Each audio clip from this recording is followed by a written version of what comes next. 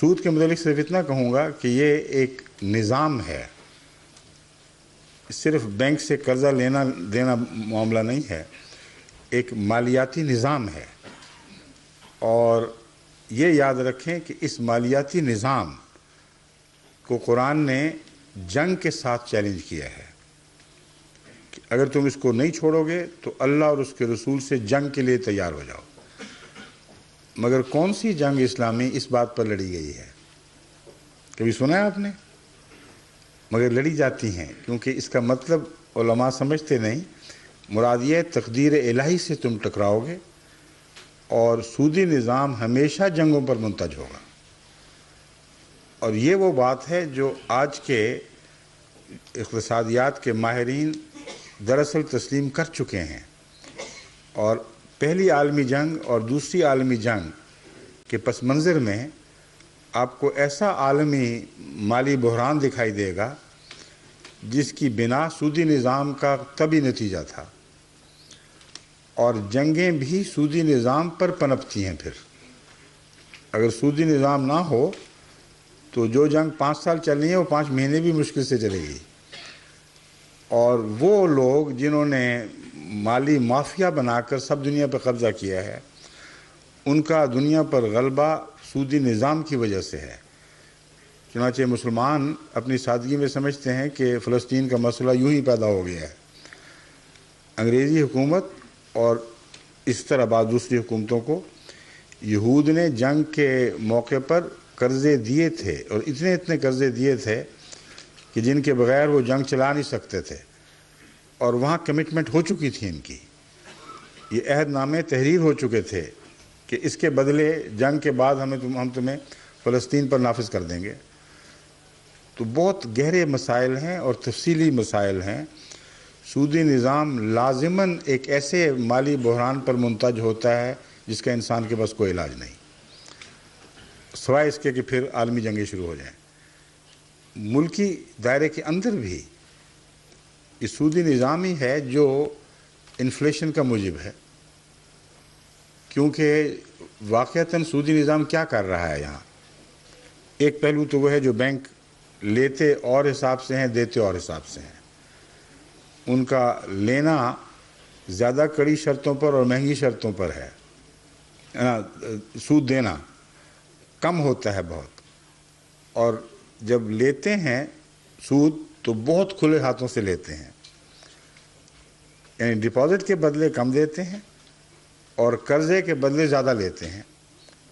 اور قرآن کریم نے اس کو ایک الگ دائمی برائی کے طور پر بڑی سختی سے کنڈیم کیا سورہ المطففین میں.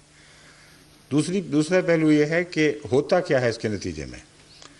ہوتا یہ ہے کہ ہماری جو قیمت خرید ہے، یعنی ہم عام انسانوں کو، شہریوں کی، وہ بہت بڑھ جاتی ہے اس آمد سے جو ہماری آمد ہے.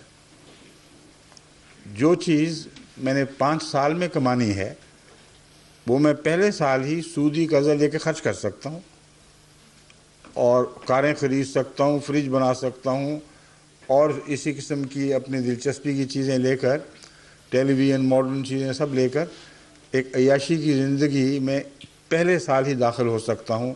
اور یہ بینک کا احسان ہے. مگر اگلے 5 سال کے لیے میری قیمت خرید ختم، بلکہ جتنا میں نے جمع کرنا تھا اس عرصے میں اس سے کئی گنا زیادہ میں بینک کو دے رہا ہوں اس ہرجانے کے طور پر کہ میں نے بے صبری سے اپنی خواہش کو جلدی پورا کیا ہے. اور یہ جو صورت ہے اس سے انڈسٹری، یعنی ملک کا جو پروڈکشن کا نظام، سارا انڈسٹری، عام صرف معنوں میں نہیں بلکہ تمام جو چیزیں پیدا کرنے کا نظام ہے، اس کو ایک خون کا ٹیکہ مل جاتا ہے. کیونکہ گاہک مل جاتے ہیں اور شروع میں غیر معمولی طور پر نشو و نما دکھائی دیتی ہے، لیکن یہ قیمت خرید دن بدن دراصل کم ہو رہی ہے. کیونکہ ہر انسان ایسی سوسائٹی میں اپنے مستقبل کو کھا رہا ہے، اور ایک موقع ایسا پہنچ جاتا ہے کہ اس سے زیادہ بینک نہیں دے سکتے. پھر واپسی کے مطالبے شدید ہوتے ہیں. کرکیاں ہونی شروع ہو جاتی ہیں، قیمت خرید لازماً گرتی ہے اس دور میں، اور جب گرتی ہے تو ساری انڈسٹری، تمام وہ شعبے جو پیداوار سے تعلق رکھتے ہیں ان کے اوپر گہرا منفی اثر پڑتا ہے۔ جب یہ ایک ملک کے اندر ہو تو پھر بیرونی تجارت میں ان کے مقابلے دوسرے ملکوں سے بہت زیادہ شدید ہو جاتے ہیں، کیونکہ پھر ان کو اپنی انڈسٹری کو قائم رکھنے کی خاطر بیرونی منڈیوں کی پہلے سے زیادہ ضرورت پیش آتی ہے۔ ایک یہ مسئلہ بھی ایسا ہے جس کا سود سے تعلق ہے۔ دوسرا یہ کہ جھوٹا معیار زندگی جب ایک دفعہ بلند ہو جائے تو کوئی سیاسی حکومت اس کو گرا نہیں سکتی۔ پھر اگر وہ سادگی کا مشورہ دے، ایسے قانون بنائے جس سے معیار زندگی گرے، تو اس حکومت کو عوام الناس اتار کے باہر پھینک دیں گے۔ وہ کہیں گے ہمیں اس سے زیادہ دو، اور زیادہ وہ دے نہیں سکتے، کیونکہ کہاں سے لائیں گے؟ اس لیے ہر قسم کے بحران شروع ہو جاتے ہیں، اور بیرونی منڈیوں کے مقابلے کے نتیجے میں عالمی جنگیں وجود میں آتی ہیں۔ مختصراً میں آپ کو یہ بتا رہا ہوں، اس کی تفصیلی بحث آپ کو آڈیوز اور ویڈیوز میں مل جائے گی انشاءاللہ۔ امید ہے آپ کو مطمئن کرنے کی مجھے بنے گی۔